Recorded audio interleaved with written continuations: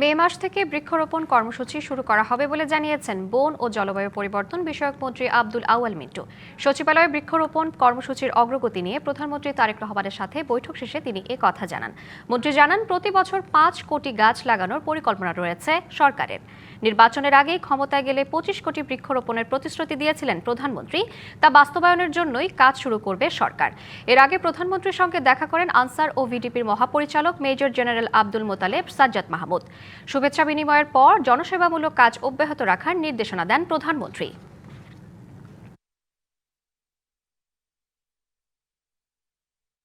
আমাদের সরকারের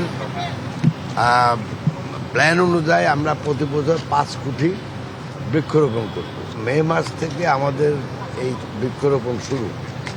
তো আমরা চাচ্ছি যে এবছরই আমরা যেন 5 কোটি পূরণ করতে পারি, সেটা নিয়ে আমরা বিস্তারিত আলোচনা করছি। এর বাইরে আর কিছু নাই। কালার এক্সপার্ট ডার্ক স্যাপ এবং মাইল্ড অন হ্যান্ডস টেকনোলজি সমৃদ্ধ অরিক্স অ্যাডভান্স ডিটারজেন্ট পাউডার আপনার লন্ড্রি এক্সপার্ট।